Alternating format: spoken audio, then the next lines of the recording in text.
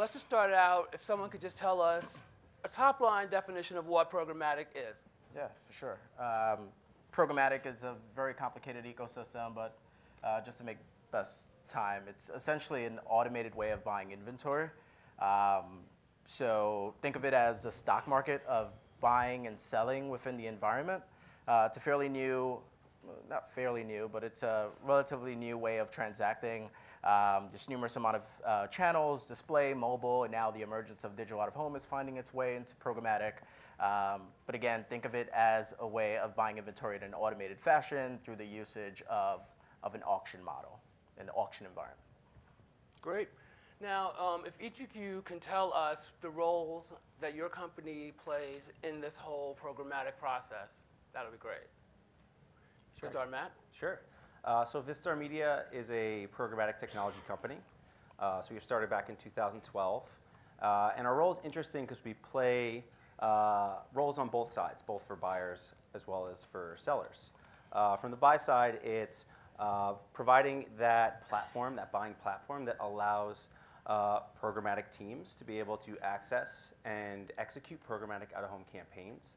And that's through the use of data intelligence, audience-based targeting, and then also the emergence of measurement, which has been a hot topic at this conference. I'm sure you guys have all been discussing as well. On the media owner side, it's providing access. It's building the pipes and making your inventory accessible to this new buying community with different approaches. And one of the things that Joe brought up, and which is really unique and a main point for, I think, this panel, is we're going to talk a lot about what programmatic is, but one of the things that programmatic is not is simply just for the sake of automating a transaction. Because the value of what a lot of programmatic buying brings is the ability to really understand who your audience is, where they're going to be, and then being able to align your activation to the specific moments in time that you know those individuals will be in front of a very high value or highly presentational screen. Nice. All right, so I represent HX with the internal trading desk at Horizon Media, head up the product team. So part of my role is to navigate through this complicated ecosystem that we call programmatic, numerous amount of partners in the space, trying to figure out new tools, new opportunities. But essentially, we buy programmatic inventory on a self-service model. So we license out DSPs, some of the top DSPs in the marketplace, and we buy inventory on a self-service model. And just to echo a little bit about what Matt was mentioning, the value proposition of programmatic is really in efficiency, transparency, right? And I think clients are really clamoring for making sure that their dollar, their actual budget is going towards working media. And I think that's what the value proposition of programmatic is. It's the ability to do that in a transparent model. So HX really focuses on educating the agency and clients on the value proposition of programmatic and how can we sit at the strategic table and the strategic decisioning on where should the media mix, where programmatic fits in the media mix. So it's a lot of moving parts, but that's where we fit within Horizon Media. And so when it comes to, this is on, perfect. When it comes to Broadsign, we've long been a content management system in the digital out-of-home space. We operate in over 52 countries. And a couple of years ago, when programmatic started to percolate in digital out-of-home, we spoke with a lot of the media owners who were clients and asked what this would mean to their sales initiatives. And a lot of them didn't want to have anything to do with it. They saw what was going on in digital, falling CPMs, or prices of their inventory, and they said, no thanks. But ultimately, when we take a look at our space, the 4% of media spend is dedicated to out-of-home. And for a while, I guess we could look at that and say, well, if we want to grow this amount, we're going to have to look at presenting ourselves to buyers in the same way that other media do, so that we can be purchased at the same time and included holistically in campaigns. I think it's come to a point where many in this room understand that if we don't start to offer ourselves through programmatic pipes, that 4% could also be in peril. We could start to lose some of that. And so BroadSign built a supply-side platform to sit on top of our CMS, and basically what that enables media owners to do is just upload the inventory that they would like to make available to buyers of all types of media through demand-side platforms, which are the platforms that they use to buy digital and television at this time, and fulfill an automated transaction based on data-driven decisioning in that capacity. And I'm sorry to hog the mic for a little bit, but if I can continue. You're the only one with the mic. Okay. Well, good point. When it comes to the title of this session, whose buy is it anyway? That's been something that's been coming up in conversations definitely for the past year, where programmatic is really just a word. It means a lot of things to a lot of people, and it means nothing to others. To digital buyers, it's just the way that they buy. It's not like some buzzwords that have come and gone in our space. It's going to become a norm. And it's going to facilitate yield optimization when balanced with selling directly, introduce a lot of folks who have never experienced out-of-home, bring them into our industry that way. But something that's been a bit of a blocker in some of my conversations with agencies and demand-side platforms is that nobody really knows who's responsible for buying digital out-of-home programmatically at this time. Is it a specialist agency that's long dealt with digital out of home? Is it a digital team that's currently buying programmatically through the pipes that are connected? And that's something that definitely I'm looking forward to chatting about today. Well, speaking of that, what do you think the cause is that? Because I feel that, you know, when it's sold, do you go directly to the digital teams, or are you talking to the out-of-home teams? Who exactly are you talking to? Because, I mean, I'm not meeting a lot of people. Actually, I am, but I mean, like, I guess I'm like one of the few people who maybe have that interest. But I mean, like, is it largely through the digital platform, or are you getting any inroads through out-of-home folks? I'll jump in on that. So I think there isn't one simple answer. Every holding company, every buying group, every agency is set up very differently and very uniquely. And they have different structures of where out-of-home, where digital, where programmatic all sits. And really, the focus of what we try to do is provide what the value that programmatic can bring to the table, and then align that specifically with programmatic and digital strategies. I think that Stephanie had an excellent point in that we see this as an opportunity to grow and scale investment out-of-home. And one of the ways that we see a very opportunistic way to do that is to align how programmatic teams are currently executing other channels through the use of specific audience data, through the use of different measurement techniques, and then allowing that to cross over seamlessly and in very similar fashion into this new medium, into out-of-home. So depending on each individual agency structure, like I said, it's very unique, but at some point in the line, a programmatic and digital group needs to be a part of that, because they're going to have what the total picture is in terms of what is the data strategy we're applying for this client, what is the measurement approach, and how can we actually compare that apples to apples.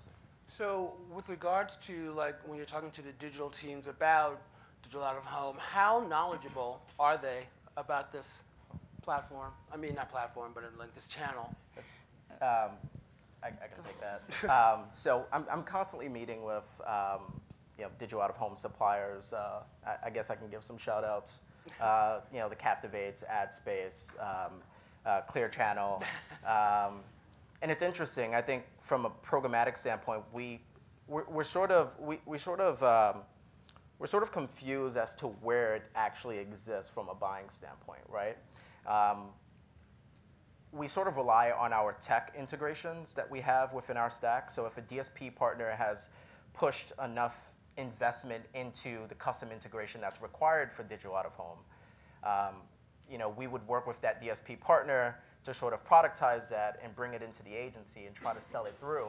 But from what I'm noticing on my end, that the tech integrations or the custom integrations are very costly, right? So some DSPs are sort of deciding to go against the integration of digital out-of-home inventory, and they're focusing their efforts on creating a universal ID a connected TV capability, cross-device capabilities, right? So I don't think I don't think tech partners, and this is just from my experience, they don't see the revenue that's being poured into digital out-of-home as of yet to make that leap into the integration.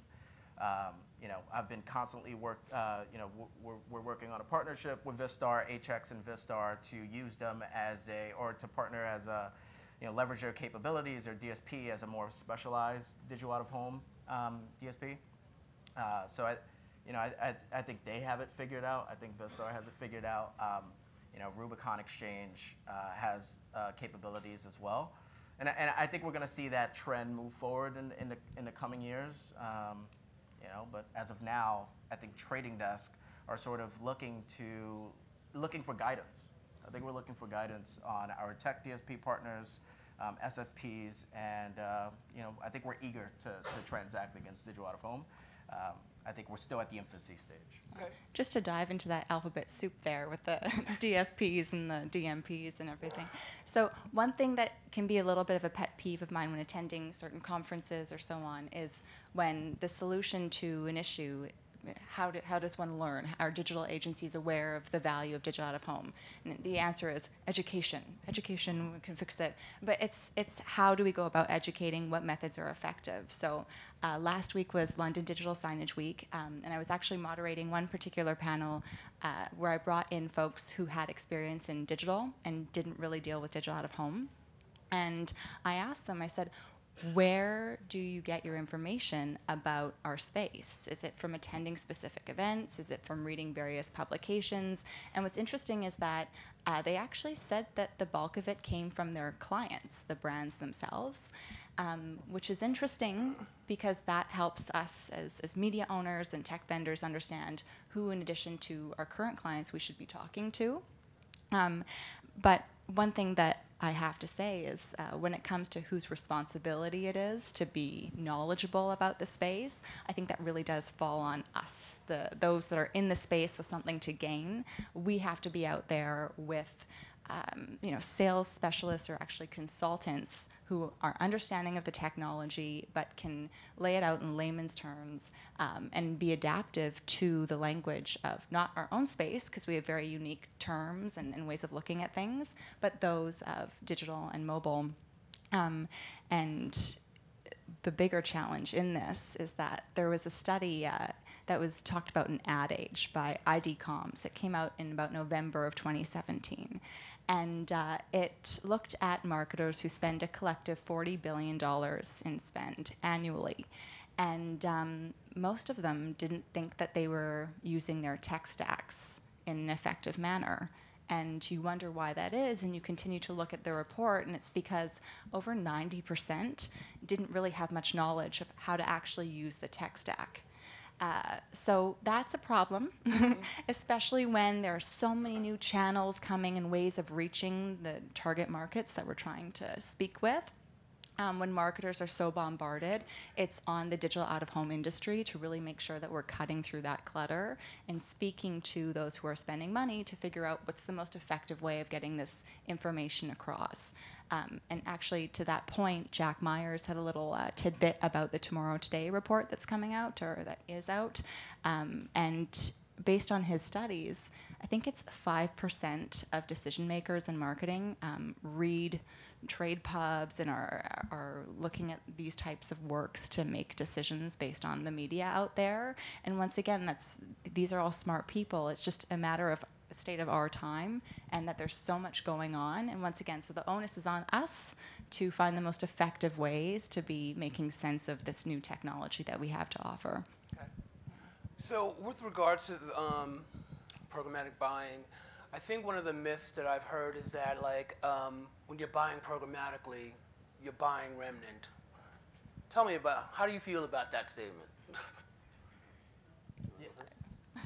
I don't think that's the case. I think maybe that's what it's known for historically, but I think with the emergence of, I guess I can say, maybe we should have had a glossary on the slides. Yeah, exactly. But I'm pretty sure everyone has heard about header bidding, right? And the ability, I think that technology has sort of you know, it's a publisher-based technology, but I think, you know, premium inventory is starting to make its way into programmatic, right? And I think the emergence of digital out-of-home echoes that, and I think, you know, other channels such as programmatic audio and CTV, I think it's not all just remnant inventory, right? I think there's a ton of premium inventory in the space, for sure. So that's, I would like to, you know, that should be demystified, or, you know. So. You hear that, folks? And also, I think that, you know, programmatic only started percolating in our space several years ago. So in some ways, it's not that we're late to the game. It's just it took digital out-of-home a little bit longer to hop on the bandwagon. But what that's allowed for is for us to really take advantage of applying best practices and not figuring things out the hard way. Only recently did the New York Times, a publisher, so which is the online language for a media owner in our space, combine their direct sales teams and their programmatic sales teams. Because what they were finding is that there was channel conflict of those who used to be selling directly to Coca-Cola. Suddenly Coca-Cola was coming in through other programmatic budgets, and there was internal conflict, and that is not you know, inclusive to yield optimization, which is the overall goal here.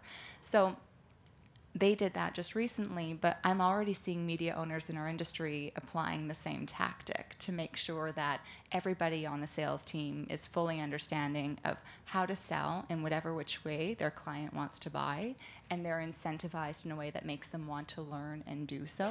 So I think that is a great benefit. And going back to the comment about remnant, which is where you started, most of the media owners that are onboarding their inventory to BroadSign's platform are just saying, here's all of it.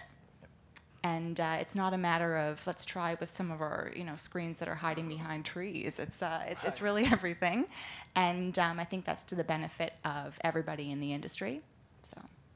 So speaking of benefits, Actually, I have one follow-up point sure. to that.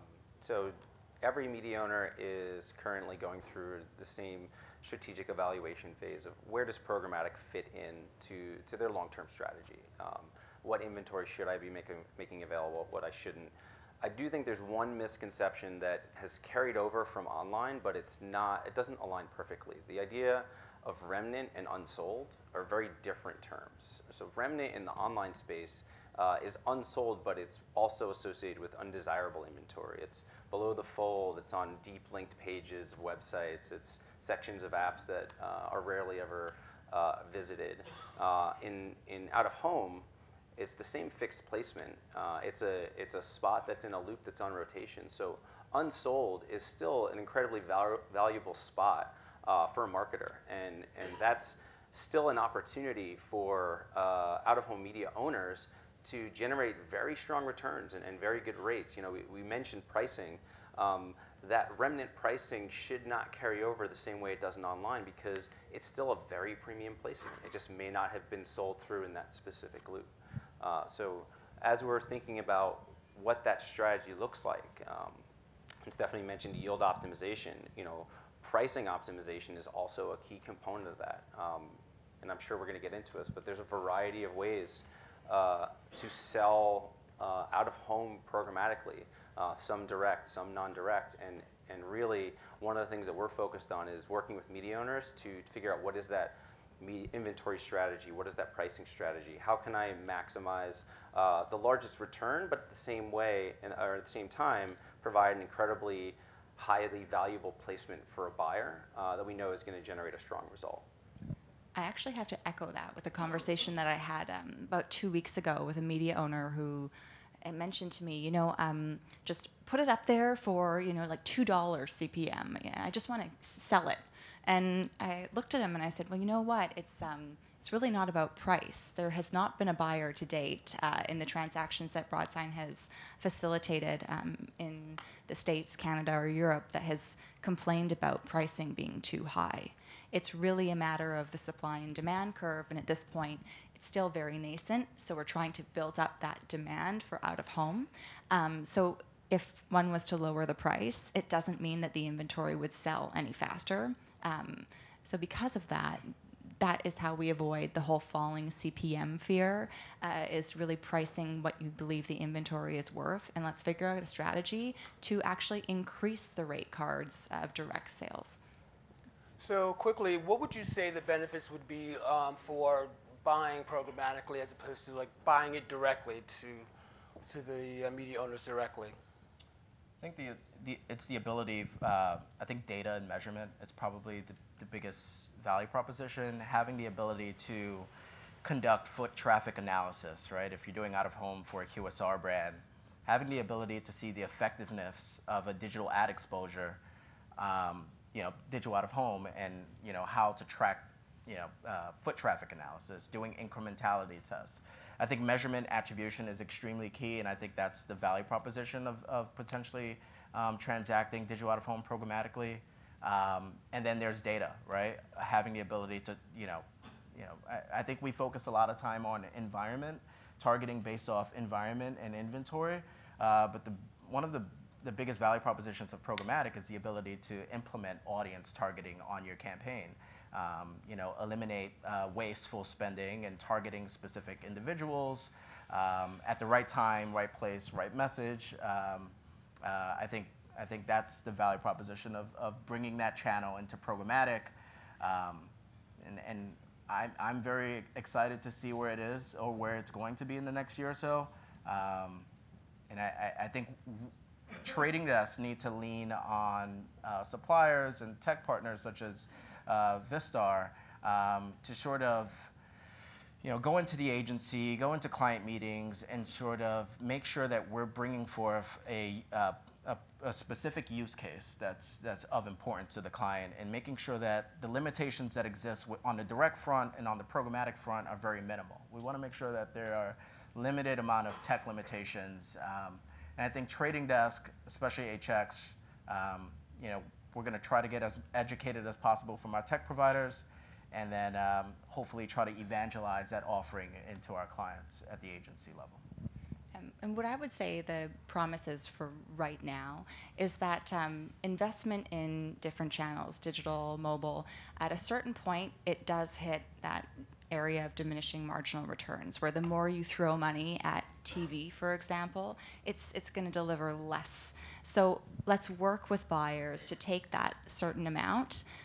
Doesn't have to be huge in the beginning. Whatever is not, adding extra benefit to their spend, reallocate it to digital out of home, which can now be done more easily if it's in the same place that they're buying this other media, and see what it does. And from the studies that we have at the moment, thanks to the OAAA and so on, we do see that when you incorporate out of home into a campaign, it does tend to amplify the effectiveness of other channels. So it's pretty likely that the buyers, if this is their first experience with out of home, they're going to like what they see, and hopefully they're going to want to apply these dollars directly, once again amplifying their spend and helping with yield op. And that's once again why we have to train the sales teams of the media owners to be able to sell in any which way, because hopefully the goal here is that once people get used to it, they'll start doing more direct buys. Got it. Mm-hmm. I have one anecdote and one story that supports that point. So we actually ran a program earlier this year, and it's a public case study. It's available on our website for REI, the outdoor equipment outfitter. And they had done a number of programs with us. Historically, they've been a fairly nascent out-of-home spender. In total, I think out-of-home was maybe 2% of their total media mix.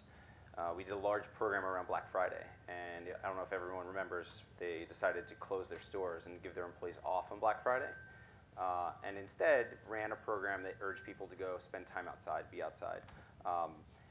What they did was they actually took a programmatic approach. They did a large campaign in mobile, a large campaign in digital, and then through Vistar in out of home, and they used a first-party data set. They wanted to say, where are our customers, who are our customers, and let's engage them and encourage them to be outside because we're closed. After that campaign ran, we ran both a foot traffic and a brand measurement study. And what we found was the 4 to 6 days after Black Friday, they saw massive lifts associated to the campaigns they're running, but specifically with out of home. So those results combined with the previous campaign success that they've had, they actually made a point to change their media mix model and increase out-of-home investment from 2 all the way up to 14%, which is pretty substantial, and it's a pretty substantial jump for a major retailer. So we're seeing the successes of when you're leveraging and using this capability effectively, it is rising the tide across all ships and is increasing the total investment into the out-of-home category overall. I know we are running out of time, but I just want to get to one last question, which is why we're all here. And I just want to know, like, how do I get a seat at this table? How do I be a part of this whole thing? How do we as buyers be a part of this whole programmatic scene? Yeah, I can take it. I think there needs to be cross-team collaboration, right? I think what we're experiencing at Horizon Media, Marc, is the out-of-home team has now been ingested into the digital team, right? And that's fairly new, right? The structure is changing. The ideology is changing. I think we just need to kind of work together to figure out what are some use cases. And I think, like I said before, we're still at the infancy stages, but I think we need to work together. I think all parties, out-of-home team, trading desk, and tech partners, suppliers. So I think it's a group effort in the matter. Going back to, once again, the name of this session, last week at Digital Signage Week, I had another panel of 2 examples of different buyers. And it was just to explain, once again, how do we comb through and navigate the sea of people who don't quite understand where they should be spending. And one was a use case with an in-house marketing department. So Foodora, which is kind of like an Uber Eats in parts of the world, they ran a programmatic digital out of campaign in Germany.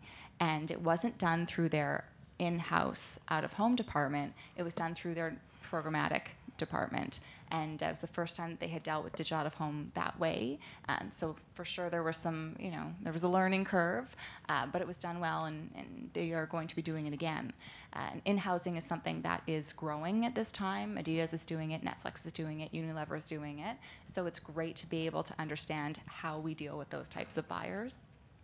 And then on the other extreme, we showcased, a specialist agency buying programmatically, which, especially in the UK, caused a bit of dialogue. And that's exactly what we need. We need media owners to explain why that makes them excited or uncomfortable, and we need agencies to speak in the same fashion. And from what we got from that, it was Kinetic was very happy with being able to apply programmatic workflows to digital out of home, and that's something that they can talk about with their other offices across the globe. And once again, we have time to figure out what works, but I think trying and having that dialogue afterwards is the right next step. Yeah. We only have about 5 more minutes, so look to you guys. Does anyone have any questions for our panel? Hi. May not need your mic. Hi, I guess this question's for Joe. Just your point before, I think it's common knowledge that, there's only been a few DSPs that have really kind of dipped their toe in the water, so to speak, or been more aggressive within, programmatic out of home. But I also, it's a very competitive landscape for them. Yeah. There's 50 plus of them out there. I'm probably undercounting here. And they're looking, and more than that, there are 50 major. But I would imagine that what would get them to be more aggressive with this, like anything else, is following the money and understanding some of the things that we covered today. If you were to narrow it down to whether it's 1 or 2 things that would accelerate, spending going into this space from a programmatic standpoint, or even conversely, what's impeding right now the growth that we should be seeing to exceed that 4% that Stephanie referenced? Love the question. I think it's education. I think trading desks currently do not know where they fit within the structure of the agency in terms of digital out of home. So we're not accustomed to having this conversation with out of home buying units or buying teams. So we can't provide ad tech companies or DSPs, demand side platforms, with forecasted investment, potential investment that would allow them to do custom integrations. So I think I think trading desks just need to, whether it's HX, whether it's any other trading desks at major holding companies, they need to know where they stand in digital out of home, and then they need to be able to provide potential revenue to that DSP. Until that's not, provided, I think their DSPs are going to continue to move forward with CTV, FEP capabilities. So I think it's education. If you can educate trading desk, you'll be surprised at the revenue opportunities that will, come about in programmatic. I think it's education. Anybody else? Hi, I was wondering how the digital out-of-home industry is going to deal with the whole scalability issue. There are over 300 CMSs. Most of them are kind of black box CMSs. They're not built on open standards.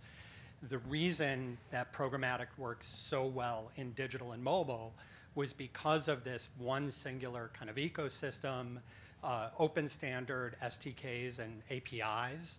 And that makes it very, very scalable very, very quickly. In our industry, the promise for programmatic is that scalability, but when you have media owners that want a wall around it and want to protect it, and you have to integrate with all these different CMSs in order to penetrate that type of massive scale, how do we deal with that within the industry? I can actually jump in on that. It's a really important question. The history of Vistar, starting in 2012, the first 3 years of the company was spent purely just building the integrations with a variety of those different CMS systems. Today, half our company is essentially dedicated to supporting that type of partnership.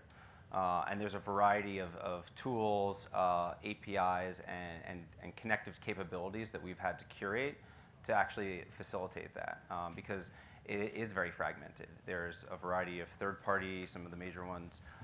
There's also a variety of in-house, like you mentioned. So having a partner that can build those direct connections with a large number of different media owner technology stacks has been one of the keys to Vistar leaning in as much as they have, and why the buying community has adopted the platform, because it's got that aggregation. And it also makes it a very big opportunity for media owners, because when you've built the expertise and those chops to be able to do those integrations, it makes it scalable and more seamless to bring on new partners. I know we're just about out of time, but to add on that too, with regards to CMSs, the industry is maturing, so we are seeing some consolidation there, which is great. In the past year alone, that's been more than perhaps in the past couple of years that we've seen that movement. So that's on the right track. But I think, once again, as a takeaway, suggesting that those in this room who have something to gain from selling inventory, how their sales team should be educated about how to go about doing it. The onus is on them to make sure that media buyers and the creatives understand the value of our space.